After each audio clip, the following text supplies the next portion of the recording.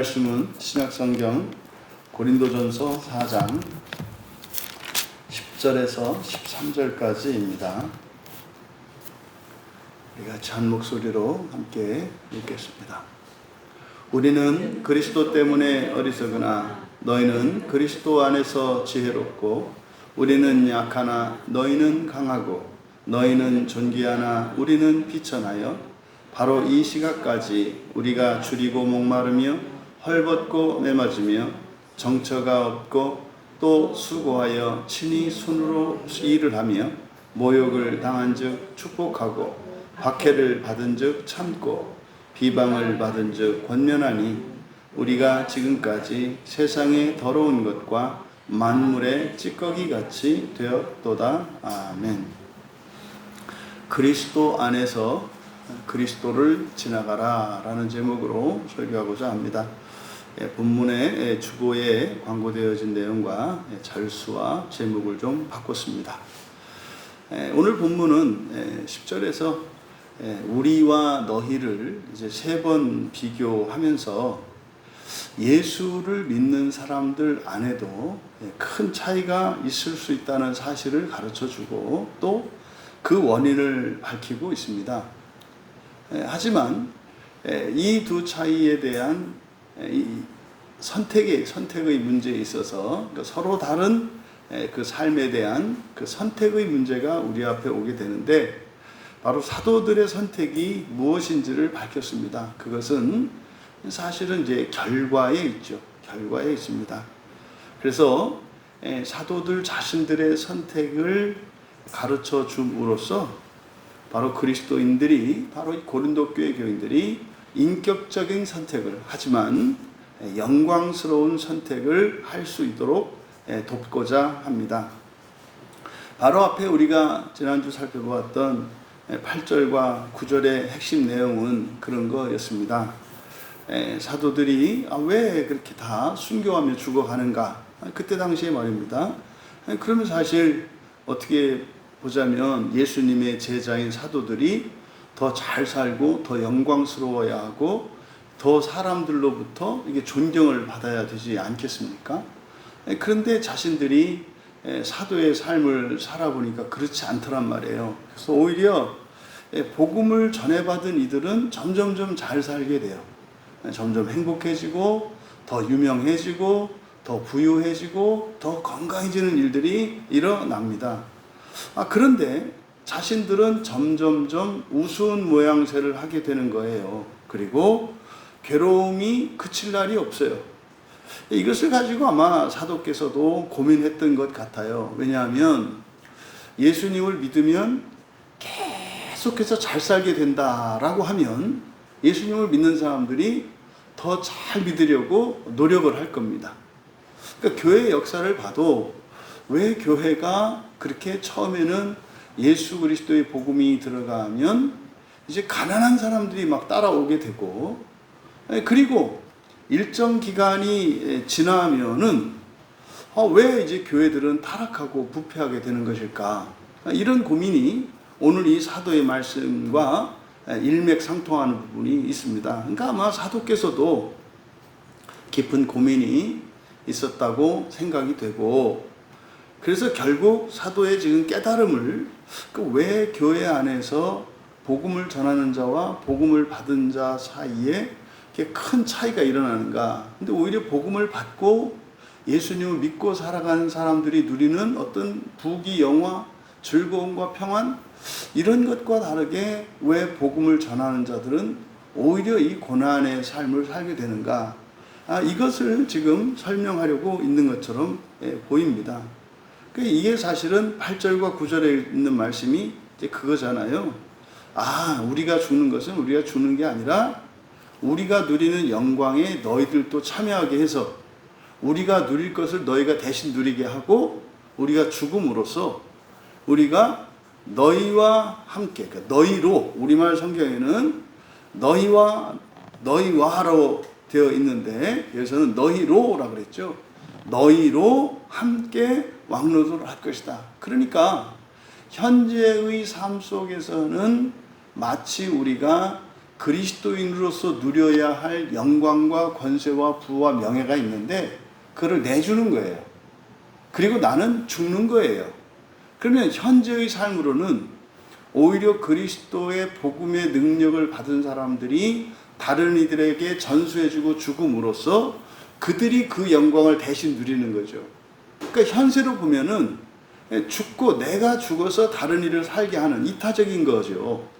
그런데 그래서 우리가 함께 왕노할 것이다 라고 하는 미래 시대를 통해서 하나님 나라의 그 첫째 부활의 영광을 위해서 이렇게 사는 것임을 가르쳐 준 겁니다. 그러니까 이것을 우리가 이제 우리네 삶의 이야기 속에서 이 말씀을 우리가 어렵지 않게 생각해낼 수 있는 게 지금 우리나라 말고 뭐 50년, 60년, 70년 전에 뭐 세계에서 가장 가난한 나라 중에 한 나라였던 이 대한민국이라는 나라에 부모들이 어떻게 살았는가를 되돌아보면 알 수 있습니다. 그러면 이 땅에 우리의 부모라고 하는 사람들은 어떤 이들은 뭐 대다수 문맹이었고 뭐 신분도 비천했고 뭐 가진 거라고는 두 주먹밖에 없는데 그 두 주먹도 뭐 특별한 기술이 있거나 힘이 있는 것도 아니었습니다. 그러면 이러한 부모들이 한평생을 살면서 인생을 포기하지 않고 끝까지 살아남고 열심히 살았던 목표는 딱 하나예요. 자식이 잘 되는 겁니다. 자식이 잘 되는 것 이 한 목표로 자존심도 명예도 즐거움도 심지어는 작은 편안함조차도 다 포기했어요. 밤새워서 정말 바느질을 하고 낮에는 그 뜨거운 떼약볕에서 죽어라 그냥 밭일을 하고 또 밤이면은 또 그 졸려온 그 눈을 띄우느라고 바늘로 허벅지를 찌르면서 또 밤새 길상을 매하는 이런 일들이 있었어요. 근데요, 힘들고 지칠 때마다 다시 한번 마음을 다지고 다시 한번 힘을 냈던 이유는 자식이었습니다. 내 자식들만큼은 나같이 이런 비참한 삶을 살게 해서는 안 된다. 어떻게 해서든 내 자식들을 나보다 더 나은 삶을 살 수 있도록 준비해야 된다. 그래서요, 빚을 내서 자식들을 공부시켰고 도해주로 보내서 하여튼 뭐 온갖 정성을 다해서 그렇게 키웠지 않습니까? 바로 그런 부모의 마음에서 지금 사도의 마음을 우리가 알 수 있어요. 그런데 이제 우리는 그 뒷이야기를 알잖아요. 그렇게 해서 정말 시골 깊은 산골짜기에서 정말 글자도 모르는 부모에게서 말하자면은 뭐 판사가 나오고 뭐 국회의원이 나오고 어느 기업의 총수가 되고 하는 일이 일어난 거죠. 그랬을 때 이 자식들이 부모님을 자랑스러워하고 부모님을 공경하냐면 대부분 그렇지 않습니다. 대부분은 그것을 오히려 부모들의 그 교육 수준이나 또 그들의 인품이나 이런 것들을 또 현재의 신분을 부끄러워하는 일들이 일어납니다. 우리로 보면은 아주 배은망덕한 자식들이고 정말 극악무도한 자들이죠.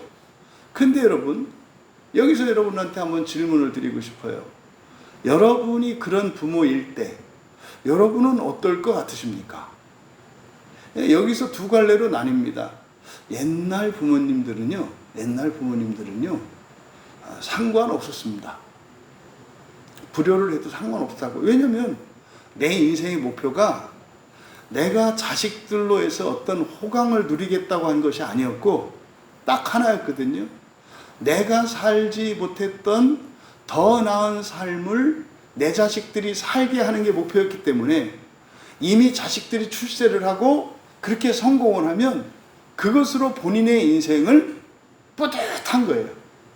그리고 오히려 부모 자신이 오히려 자식들의 인생에 걸림돌이 되고 누가 될까봐 그냥 남을 나라하고 살아가는 그것을 오히려 다행스럽게 생각했을는지도 몰라요. 오히려 명절에 한번 인사하러 찾아왔다가 인사드리고 가면은 오히려 걱정했을지도 몰라요. 아휴, 저것이 내가 있는 바람에 내 아들 내 딸의 명예를 깎아먹고 내가 이게 사는 게 아니라 이제는 내가 내 자식을 위해서는 죽는 것밖에 없구나. 이게 지금 딱 사도의 마음인 것 같아요. 그러니까 목적이 바로 그 대상에게 있기 때문에 마지막에 가면 내가 죽어지는 것이 마지막으로 할 수 있는 것이다라는 것을 깨닫는 거죠. 이게 사실은 예수님의 십자가의 의미를 뒤늦게 깨달은 겁니다.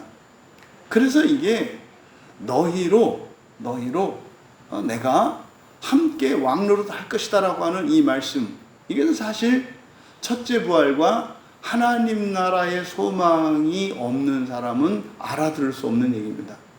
그저 인생사에서 일어나는 일이라면 되게 슬프고 화가 나는 일이고 오히려 그거는 아주 무도한 일이어서 그런 자식은 쳐 죽여야 맞단 말이에요. 어떻게 정말로 손발이 다 닳도록 자신의 모든 것을 다 바쳐서 자기를 키워서 성공하게 한 부모의 은혜를 저버린단 말입니까?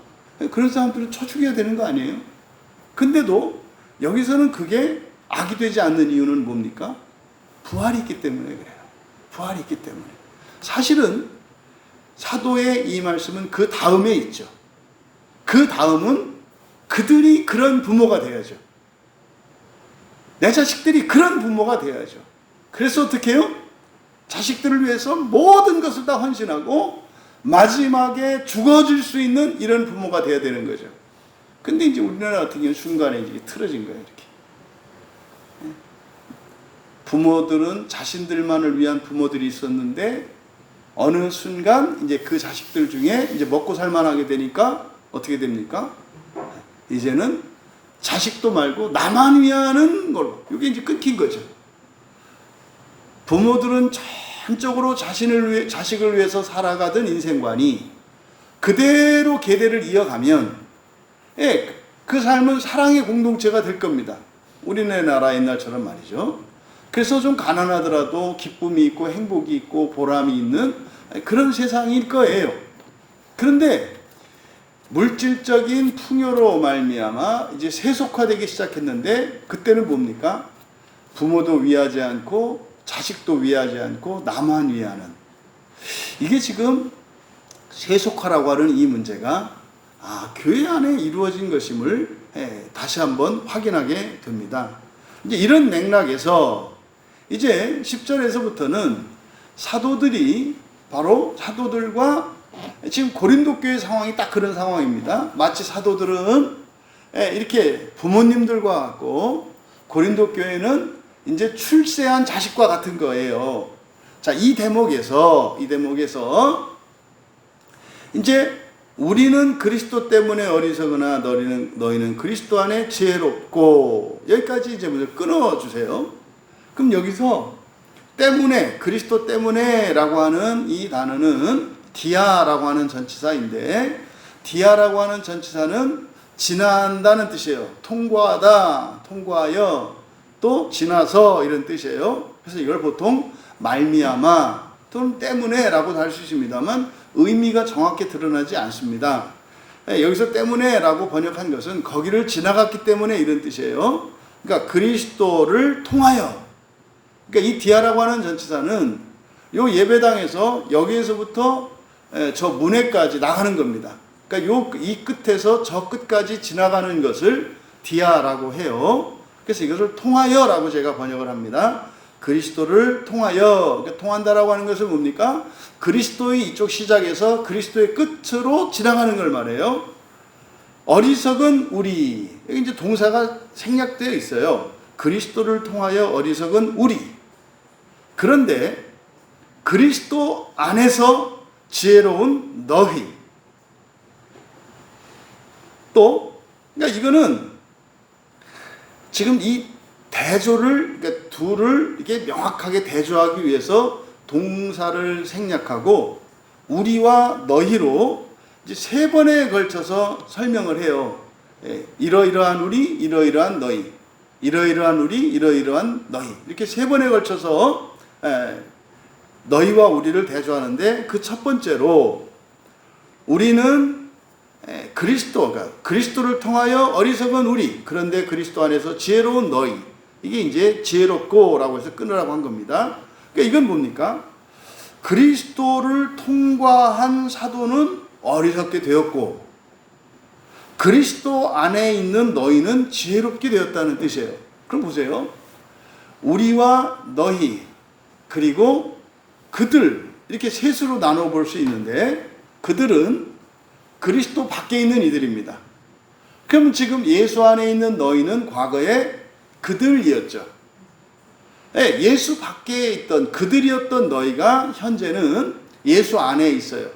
그러므로서 예수님을 믿기 이전에는 누리지 못했던 인생의 기쁨과 그리고 부활에 대한 소망과 현재의 삶에서의 이런 풍요와 행복을 누리고 있어요. 이게 너희의 상태입니다. 근데 사도는 우리인데 우리는 어떤 상태입니까? 그 안에서 머물러 있는 이들이 아니라 어떻게 되는 거예요? 지나가는 이들이죠. 그러니까 그러한 풍요 속에서 다시 말해 예수를 믿음으로써 누릴 수 있는 권세와 이런 유익들을 내려놓는 거죠. 이게 내려놓는 게 지나가는 겁니다. 왜 지나가겠습니까? 예수님을 따라가니까 그러죠.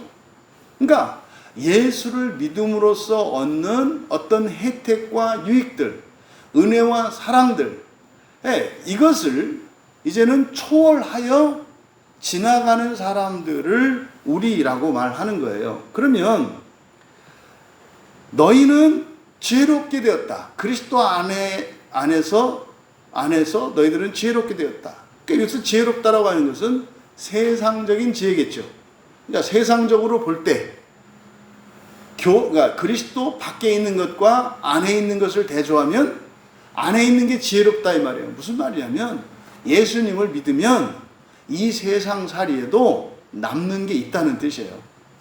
예수를 믿지 않고서는 얻을 수 없는 유익과 능력이 있다는 뜻이에요. 그런데 그 다음 단계는 너희에서 이제 우리로 바뀌게 되는데 우리는 뭐예요? 그래, 세상에 있을 때 어리석었고 이제는 지혜롭게 되었어. 이제 그걸 맛봤어. 이제 알겠어. 그러면 어떻게 하는 거예요? 사실은 그것을 그냥 평생 동안 소유하고 자기의 유익만을 위해 살아가는 게 아니라 사실은 교회 밖에 있는 이들을 생각하게 되죠. 그럼 어떻게 합니까? 교회 밖을 향해서 가게 돼 있어요. 그게 이제 지나간다는 의미입니다. 근데 이걸 종말론적으로 보면 이 세상 살이에 도움이 돼. 예수를 믿으니까. 그런데 그것으로 만족하는 것이 아니라 뭐예요? 이 세상 이후에 부활 이후에 하나님 나라의 영광을 위해서 살아가게 돼. 이게 지금 우리의 상태예요. 근데 그게 세상에서 보면 어떻게 보여? 어리석게 보인다 이 말이에요. 여러분, 여기서 우리는 어리석다라고 하는 것은 사실은 더 지혜로운 것을 말합니다. 어리석은 게 있고 예수 밖에 있으면 어리석어요. 예수 안에 있으면 지혜로워요. 그런데 그것을 넘어서서 초월을 하면 더 지혜로워요. 근데 더 지혜로운 것은 어리석게 보인다는 뜻입니다. 그러면 여기서 지혜롭고 어리석은 것, 이것을 이제 구체적으로 뒤에서 두 번에 걸쳐서 설명을 합니다. 우리는 약하나 너희는 강하고.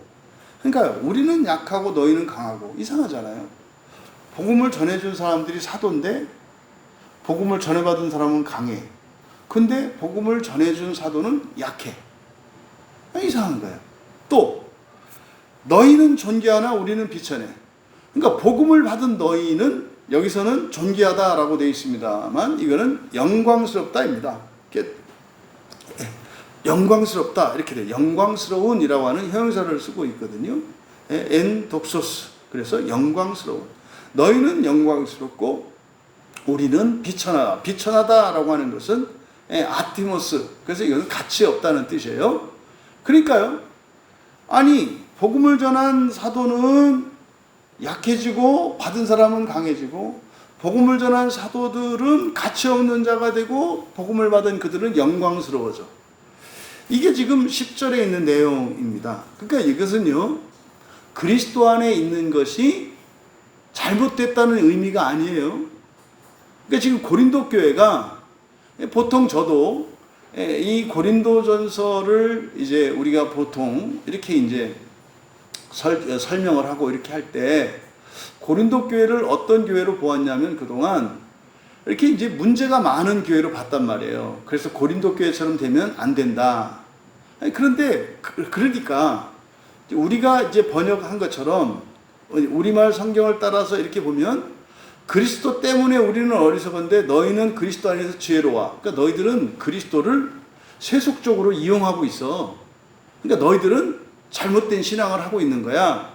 이런 방식으로 이해하게 되는 거였죠. 또 보통 우리가 그렇게 생각을 했죠. 그것은 요한복음 10장에서 양과 삭군과 선한 목자의 진전을 우리가 오해했던 것과 똑같습니다. 근데 고린도 교회는 지금 사도 바울의 마음속에 있는 고린도 교회는 어떤 교회예요? 실패한 교회가 아니라 성공한 교회고요. 성공한 교회인데 더 큰 성공을 향하여 나아가지 못하고 있는 교회예요. 그러니까 예수님의 요한복음 10장에 그 목자와 양의 비유의 가르침에 비하자면 삭군의 상태예요. 삭군의 상태는 나쁜 게 아니라 권장할 만한 거라고요. 근데 중요한 건 그때 시험이 온다. 어떤 시험? 멈추려고 하는. 여기서 멈추려고 하는. 지금 이거죠.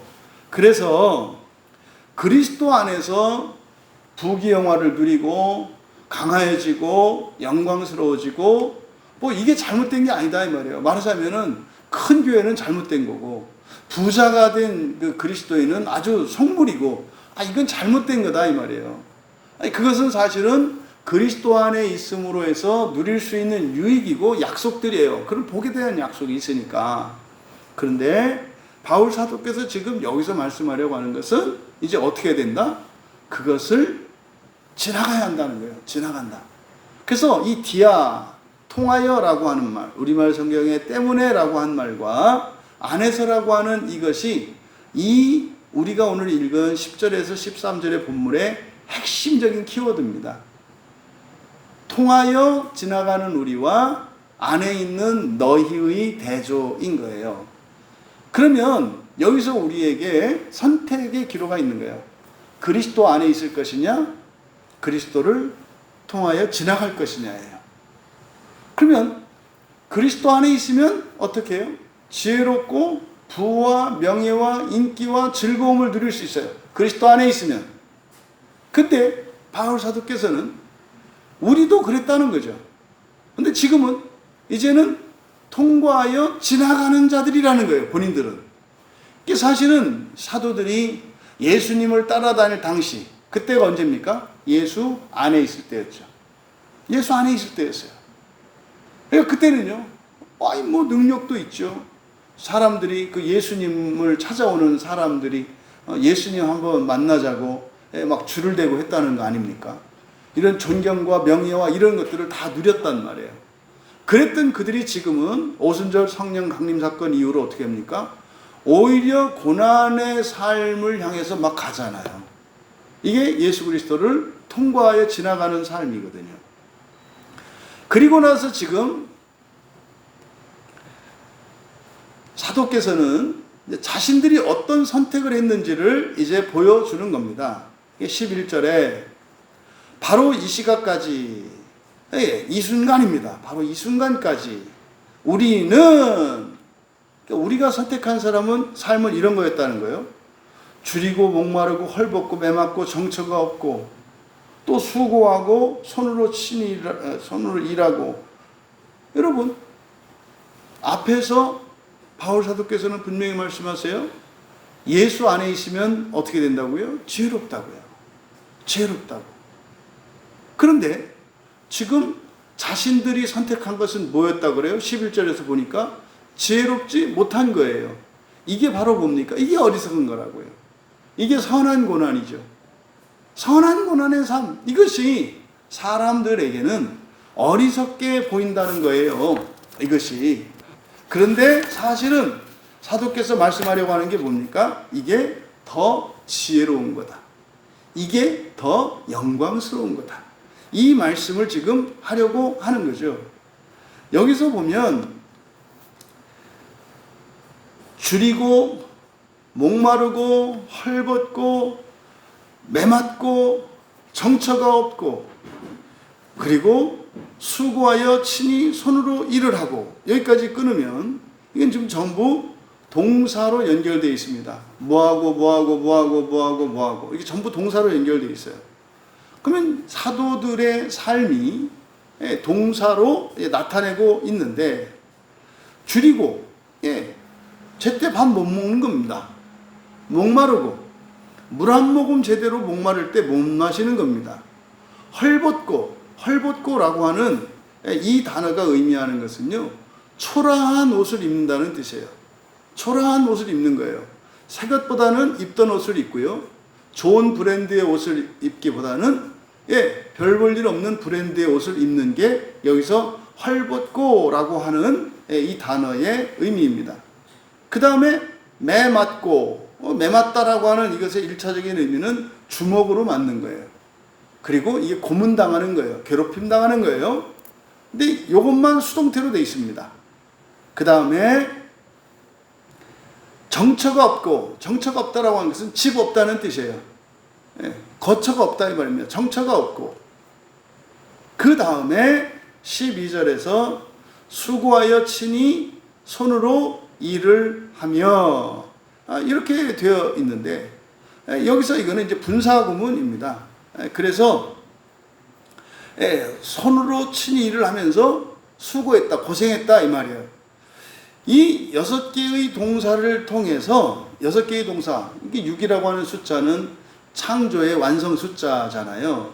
근데 이게 지금 7이 빠졌단 말이에요. 그러니까 이 6개의 동사를 통해서 줄이고, 목마르고, 헐벗고, 매맞고, 정처 없고, 그 다음에 수고하고. 근데 이 6가지의 삶, 이 6의 완성이라는 것은 사실 지상의 완전, 인간의 완전의 숫자예요. 완전의 숫자. 그러면 7은 안식이거든요. 그래서 동사는 전체적으로는 6개인데 친히 손으로 일을 하며 수고하는 이 노동이거든요. 이걸 이제 분사구문으로 만들어서 동사는 하나입니다만 실질적인 그 동사 역할하는 것은 7개예요.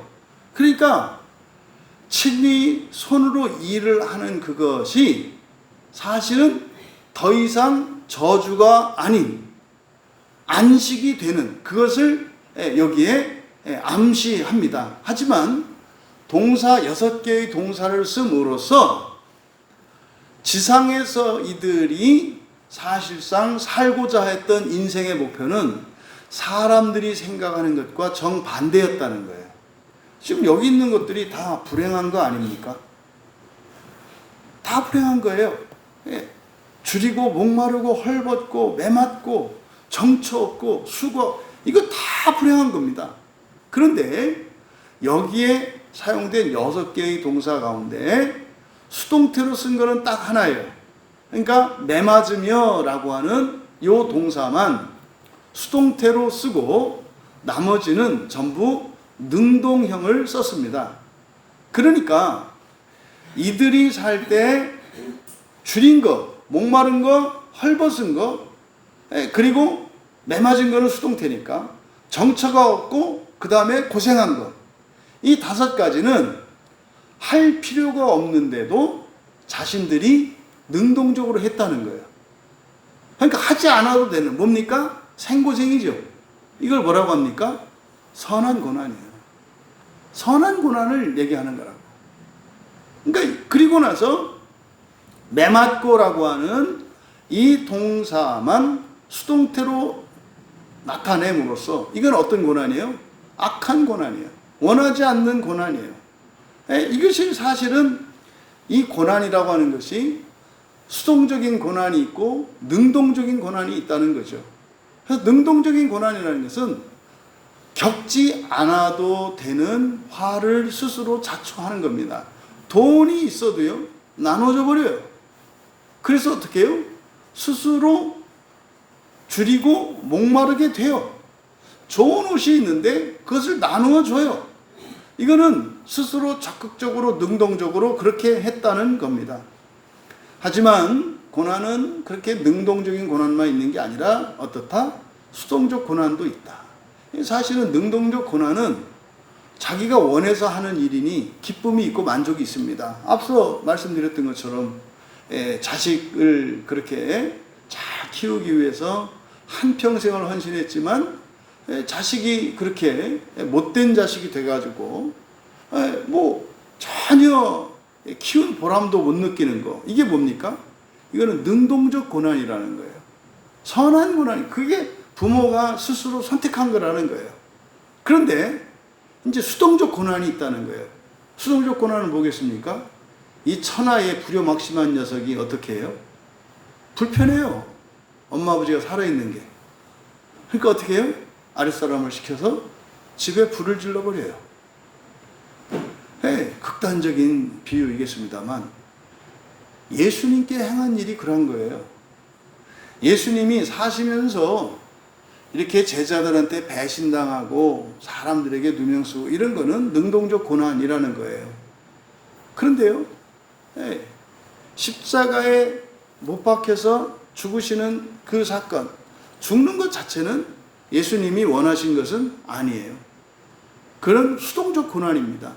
그 수동적 고난은 하나님의 뜻이기 때문에 순종한 것이고, 또 하나는 예수 그리스도, 하나님의 아들이신 예수 그리스도의 죽음이라고 하는 것은 사실상 에덴 동산에서 아담과 하와에 의해서 이것은 강요되어진 죽음이에요. 만약에 아담과 하와가 금단의 나무의 열매를 먹지 않았더라면 죽으실 필요가 없어요. 그런데 그들을 구원하기 위해서는, 범죄한 그들을 부활시키기 위해서는 하나님 자신이 죽지 않으시면 안 되는 그런 수동적 고난이었어요. 그러니까 예수 그리스도에게도 능동적 고난이 있고 수동적 고난이 있듯이 사도적 삶을 살아가는 이들에게도 능동적 고난이 있고 수동적 고난이 있다는 것을 여기에서 가르쳐 줍니다. 이 얘기는 뭡니까? 마냥 기쁘기만 한 것은 아니었다. 때로는 그만두고 싶고 이제는 예수를 통과하여 지나가는 게 아니라 그냥 예수 안에서만 누리면서 살고 싶은 때도 있었다는 것을 우리가 짐작해 볼 수 있습니다. 그 다음에 이제 13절에 비방을 받은 즉 권면하니 12절이죠. 12절 하반절에 거기서 또 끊어주세요. 일을 하며 해서 끊고 모욕을 당한 즉 축복하고 박해를 받은 즉 참고 비방을 받은 즉 권면하니, 여기까지만 끊어주세요. 이게 모욕을 당한 즉 축복하고, 여기서 모욕을 당하다라고 하는 이 단어는 로이도레오, 그래서 욕한다는 뜻이에요. 욕하는 겁니다. 이놈 저놈 뭐 욕하는 거죠. 여기 수동태니까 당한 거죠. 모욕을 당하면서, 그리고 그런데 우리는 어떻게 해요? 율로게오, 좋은 말 하는 겁니다. 욕을 하는데 상대방에게 좋은 말을 하는 거예요. 이게 능동입니다. 그 다음에 박해를 받은 즉 참고, 이 박해라고 하는 것은 박해 디오코죠. 디오코는 사냥꾼에게 쫓기는 그 사냥감의 처지를 말한다 그랬어요. 뒤에서 잡으려고 총을 들고 쫓아오는 사냥꾼과 살기 위해서 죽으라고 이리저리 왔다 갔다 하며 달려가는 토끼 한 마리, 이게 이 토끼의 입장, 이게 디오코입니다. 이게 박해를 받은 즉 참고, 그러니까요, 그렇게 죽이려고 쫓아오는 사람을 어떻게 한다는 거예요? 참고 인내하는 거예요. 뭘? 아니, 박해하는 사람을 참는다는 게 뭡니까? 그냥 박해를 견디는 게 아니에요. 관계를 끊지 않는 거죠. 이 관계를 유지하는 겁니다. 이게 참고죠. 그러니까 죽이려고 하는 자를 참는다라고 하는 것은 관계를 끊지 않는 거예요. 그러니까 관계 딱 끊으면, 다시 말해서 사냥꾼의 손에서 딱 벗어나면 자유로워지잖아요. 근데 어떻게 했다는 거예요? 계속 쫓겠다는 거예요. 목적이 뭡니까? 내가 살고자 하는 게 목적이에요. 세상의 사냥감에게는. 근데 사도들이 쫓겠다는 거예요. 그 사도들이 쫓기는 이유는 뭡니까? 이 사냥꾼들이 나를 잡으려고 박해하면서 쫓아오다 보면 중간에 어떤 일이 일어나요? 그리스도를 만나는 일이 일어나요. 그거는 바울 사도 자신의 삶이에요. 그렇게 그리스도 도당을 박해하고 쫓아다니다 보니까 다메섹 도상에서 예수님이 갑자기 나타났잖아요. 그거예요. 그러니까요, 어떤 형태든지 관계를 끊지 말고 박해를 하는 자들에게 박해할 수 있도록 기회를 주는 거예요.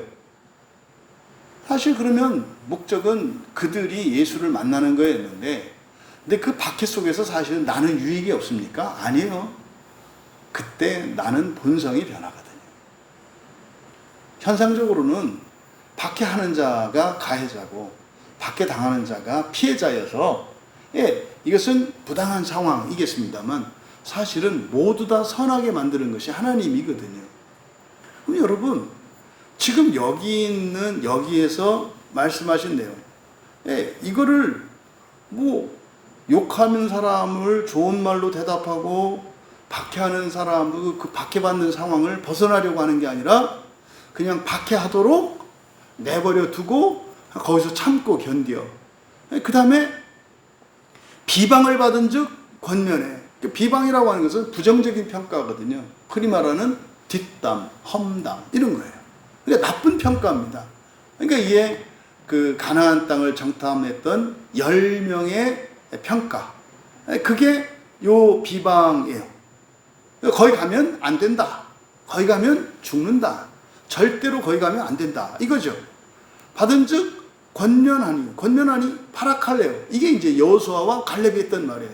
아니다 여러분, 여호와께서 그것을 우리에게 약속하신 땅이니 우리가 능히 이길 수 있다. 젖과 꿀이 흐르는 땅이다.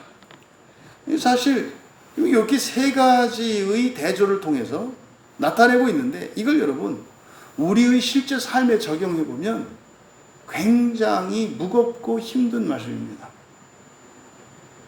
제가 다 걸려요. 제 처음에 딱 걸린 게 모욕당한 즉 축복하고. 그러니까 누가 나를 욕할 때 좋은 말로 대답할 수 있나? 못하더라고요. 그러니까 욕만 안 하면, 그냥 저를 인정 안 하는 거는 제가 극복한 것 같아요. 그러니까 직접적으로 나를 공격하지만 않으면, 다른 사람이 나를 무시하거나 이런 것은 제가 극복한 것 같아요. 그 상관없어요. 예전에는 인정받지 못하면 그게 막 이렇게 분노가 치밀어 오르고 억울하고 막 이랬는데, 지금은 그러지 않은 것 같아요. 그냥 아무 말만 안 하고 있으면 그것만으로도 감사한 것 같아요. 근데 아직 제가 넘지 못한 부분이 저를 욕하는 사람이에요. 저를 욕하는 사람은 제가 그거를 욕으로 대하더라고요. 그러니까 여전히 내가 그리스도를 통과해서 지나가려고 하지 않고 내가 그리스도 안에 있으려고 했구나. 그걸 깨닫게 됐어요. 그 다음에 박해를 받은 즉 참고. 이거는 조금 웬만큼 된 것 같아요. 박해를 받은 즉 참고. 그러니까 성경 말씀이 저는 제가 믿는 유일한 절대적인 진리니까, 제가 붙들고 있는 진리 때문에 제가 박해를 받는다 하더라도 그것으로 뭐라고 하는 사람들을 잘못했다고 하는 게 아니라 이해가 되거든요. 왜냐하면 나도 과거에 그랬으니까. 그러니까 요거는 좀 견디는 것 같아요. 박해를 받는 거에 대해서는. 그 다음에 세 번째, 비방을 받은 즉 권면하니. 비방이라고 하는 게 부정적인 평가라고 그랬잖아요. 이것도 사실 앞에 모욕당하는 것, 로이도레오하고 여기에 있는 디스페미아하고 차이점은 뭐냐면, 욕하는 거 온갖 욕설, 저주를 퍼붓는 걸 말하고요. 상욕을 하는 거죠. 그 다음에 비방이라고 하는 것은 사실상 이거는 정상적인 평가가 아니라 그것을 맞은 거를 틀렸다고 하고 이런 거를 말하는 거예요. 이게 이제 비방이거든요. 그러니까 이 부분에 있어서는 한 반쯤 되는 것 같아요. 이제 지금은 예를 들어서 지옥은 영원하지 않다, 영원하다라고 하는 근거가 성경적이지 않지 않느냐, 이런 얘기를 할 때, 맨 처음에 할 때는 그 얘기를 하면 그것 갖고 이제 아니다 이러면은 제가 혈기가 쫙 올라오더라고요. 근데 이제 지금은 그런 얘기를 하면 지금은 파라칼레오 해요. 그러니까 아니 내가 옳다는 게 아니라 성경이 이렇고 이렇고 이러니까 이렇게 하지 않는가. 그러니까 이제 이걸 통해서 사실상 사도들의 삶이 어떠했는가를 우리에게 가르쳐 주죠. 근데 이 말씀이 여기에 있는 이 말씀이 로마서 12장 20절과 21절에서 잘 나타나요. 그래서 내 원수가 줄이거든 먹이고 목마르거든 마시게 하라. 누가? 원수가. 그리함으로 내가 숯불을 그 머리에 쌓아 놓으리라. 악에게 지지 말고 선으로 악을 이기라.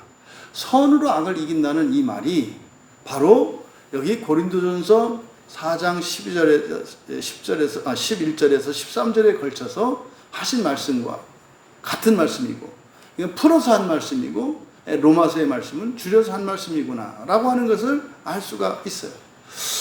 여러분, 선을 선으로 갚는 것은 당연한 일입니다. 상대방의 친절을 친절로 갚는 것은 당연한 일이에요. 그것은 기본적인 인간의 도리죠. 그보다 못하면 인간 이하인 거죠. 근데 성경은 그 정도가 아니라 나에게 악을 행한 자까지도 선으로 화답하라고, 선으로 갚으라고 말씀하고 있어요.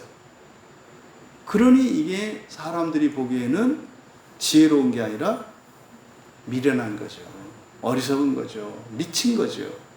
그러니까 바울에게 미쳤다 이러는 거죠. 어리석은, 그 똑똑하던 사람이 왜 이렇게 됐냐. 그러니까 예수 믿으면 안 되겠구나. 뭐 여러분 중에도 그럴 수 있어요. 얘가 멀쩡하던 애가 예수를 믿더니 이상해졌어. 왜 이렇게 바보같이 굴어?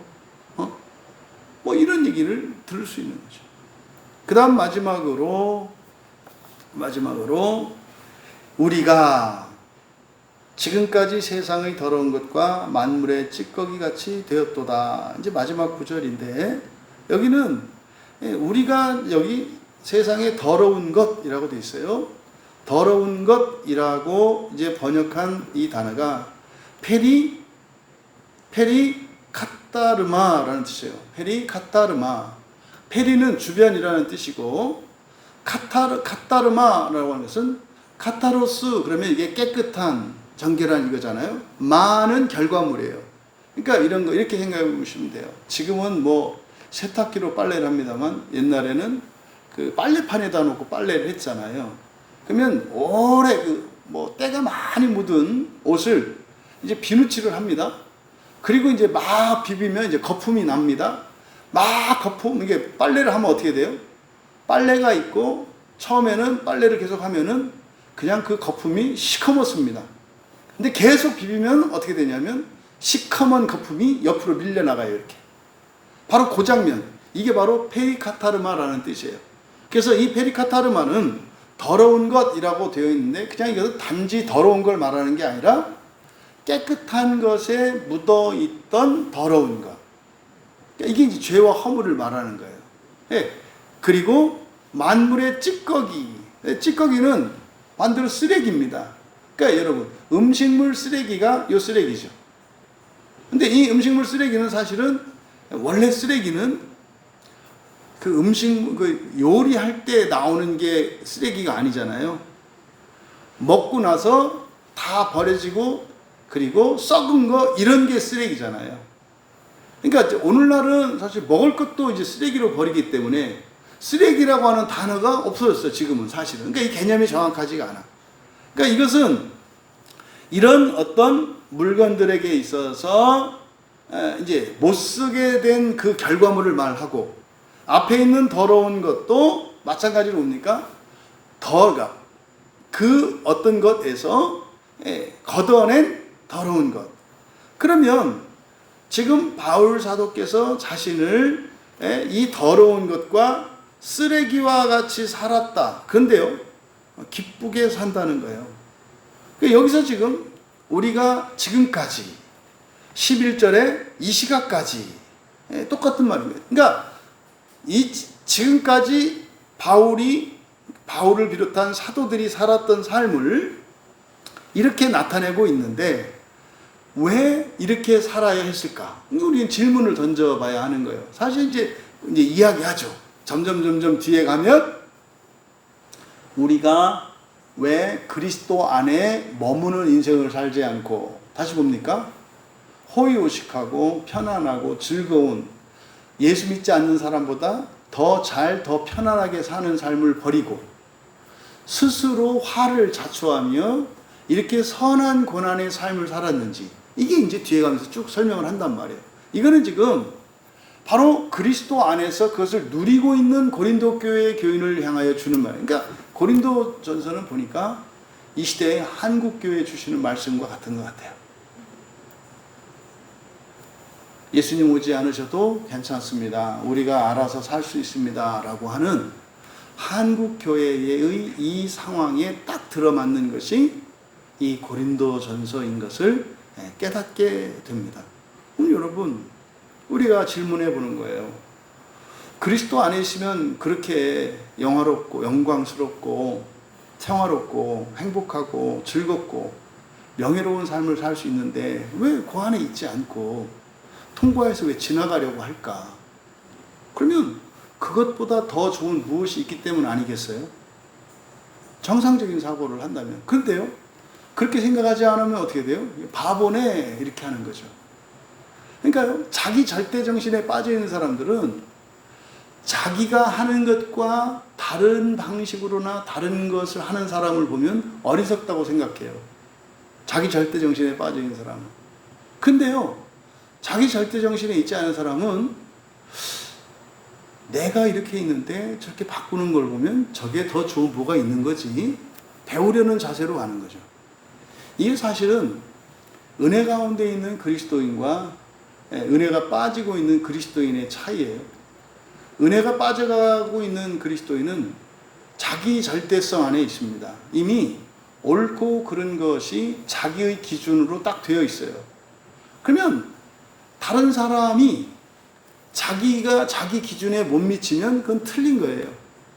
모자라면은 무식한 거고, 넘치면은 과한 거고. 이러한 현상이 은혜가 빠지고 있다는 증상이라는 것을 우리가 알아야 합니다. 여러분, 바울 사도께서 이렇게 말씀하셨습니다만 우리는 여기서 다시 한번 발견할 수 있어요. 지상과 천상의 가치는 역설적이구나. 이 세상에서 좋다고 하는 것은 천상의 삶에서는 나쁘고, 이 세상에서 나쁘다고 하는 것은 천상에서 좋은 것이 되는 거구나. 그랬을 때, 아니 그러면은 범죄를 저지르면 좋은 거고 법을 지키면은, 그 얘기가 아니죠. 그건 뭡니까? 범죄라든지 이런 것은 세상적인 기준 아니에요. 그것은 우리의 삶을 말하는 겁니다. 범죄하는 목적이 뭡니까? 저만 잘 살자고 하는 게 범죄 아니에요? 저만 잘 살자고 하는 게 범죄죠. 법을 지키면 잘 삽니까? 그렇지 않아요. 법을 지키면 잘 사는 게 아니라 오히려 살아가는데 여러 가지 제약이 많아요. 근데요, 그게 좋은 이유는 바로 뭡니까? 천상과 지상의 가치가 역설적이기 때문이라는 것을 사실은 이렇게 명시적으로 드러내지는 않지만 너희처럼 그렇게 고린도 교회처럼 흥청망청 살 수도 있는데 오히려 그렇게 살지 않고 오히려 정반대로 아무것도 없는 자와 같이 살아가는 이것은 더 큰 가치를 위한 것이다 라고 말씀하는 것입니다. 여러분, 예수님을 믿게 되면 예수님을 믿게 되면 예수님을 믿기 이전에는 누릴 수 없었던 새로운 복과 은혜들을 누리게 되어 있어요. 하지만 조심할 것은 거기에 매몰돼서는 안 됩니다. 거기에 만족하면 안 됩니다. 행복하십시오. 하지만 만족하지 마십시오. 만족은 하나님 나라에 부활하였을 때 누리는 겁니다. 이 세상은 절대로 만족해서는 안 되는 세상인 것을 기억해야 합니다. 그래서요, 예수 안에서 누릴 수 있는 그런 복과 그런 영광을 내려놓고 지나갈 수 있어야 합니다. 왜냐하면 우리의 목표는 완전한 사람이 아니라 완전한 하나님이신 예수 그리스도이기 때문이고, 우리가 목표하는 세상은 이 세상이 아니라 하나님 나라이기 때문입니다. 그래서 우리의 가치관은 인간적인 세상적인 가치관과 달라야 하는 것임을, 그리고 그것이 옳다는 것임을 사도들은 자신들의 삶을 통해 보여주었다라고 오늘은 성경에서 말씀하는 겁니다. 그리스도 안에 있어야 합니다. 하지만 이제는 그리스도를 지나가야 합니다. 그리고 다른 누군가가 내 대신 그리스도 안에 있게 하고, 나는 또 그리스도를 지나 내 목숨을 내어주기까지 살아감으로 이 세상의 모두가 그리스도 안에 들어와 마침내 영광의 부활에 이르러 다 함께 왕노릇하게 하신 하나님의 약속을 믿고 그 소망을 위하여 살아가시기를 주님의 이름으로 축원합니다. 우리 말씀을 생각하며 함께 기도할 때 잠깐이나마 우리가 예수님 밖에 있을 때와 안에 있을 때, 또 이것이 여러분들이 뭐 형식적으로 모태신앙이 되었든 아니면 처음 신앙생활한 것이었든 여러분의 삶을 기준으로 해서 예수님 안에서 이런 평화와 기쁨을 누렸을 때와 누리기 이전을 생각해 보시고, 또 여러분들이 아직까지도 예수 안에서 누리는 그런 기쁨과 영광을 누리지 못했다면 구하십시오. 구하십시오. 내가 예수 안에 허락된 복과 은혜를 누리길 원합니다. 구하십시오. 구하십시오. 하지만 그것이 목적이 되지 않기를 바랍니다. 그것을 여러분들이 지나서 정말 하나님 나라에 이르기까지 선한 고난의 삶으로 살아가겠노라고 결단할 수 있기를 바랍니다. 그럼 또 바꾸어 볼까요? 여러분들이 버려야 할 이 세상의 부귀영화라면 맛보고 버리는 것과 그것을 맛보지 않고 오히려 그걸 버리는 것, 오히려 어느 것이 더 낫다고 할 수 없습니다. 100% 모든 사람들이 예수 안에 있으면 다 부자가 되고 다 합니까? 달라요, 개인마다. 하지만 여러분들이 내가 예수 안에서 평강을 누리지 못했다, 그것은 사실은 내가 정해놓은 그것 때문에 누리지 못했다 생각할 수 있어요. 근데 분명히 성경은 말합니다. 예수 안에 있으면 반드시 지혜롭다. 예수 안에 있지 않으면 누릴 수 없는 그게 있다. 하지만 그것을 기꺼이 버리고 정말 누군가가 내가 누리는 예수 안에서의 기쁨을 누리면 그것으로 족하다. 그리고 나는 이제 하나님 나라의 첫째 부활을 위해 살아가겠노라 결단하실 수 있는 우리 모두가 되시기를 하나님께 은혜를 구하며 함께 기도합니다. 그리스도 안에서 누렸던 모든 기쁨과 평강과 하나님의 은혜와 사랑에 감사합니다. 저희들이 누린 그 모든 것들을 이 세상 모든 사람들이 누릴 수 있도록 자리를 비워주고 이제 성숙하고 성장하며 하나님 나라를 위하여 첫째 부활을 향하여 나아가는 저희들이 되기를 원합니다. 다른 이를 높여주고 세워주며 스스로 낮아지며 고난의 길을 감으로 저희들 자신을 위해서는 첫째 부활의 영광을, 예수 그리스도의 복음을 아직 알지 못하는 이들에게는 이 세상의 영광과 명예를, 그렇게 주님께서 사셨던 그리스도의 복음을 좇아 살아가는 저희들을 통해 이 세상의 교회가 이제 깨어 일어나 하나님 나라를 향하여 나아가게 하옵소서. 감사하며 예수님의 이름으로 기도하옵나이다.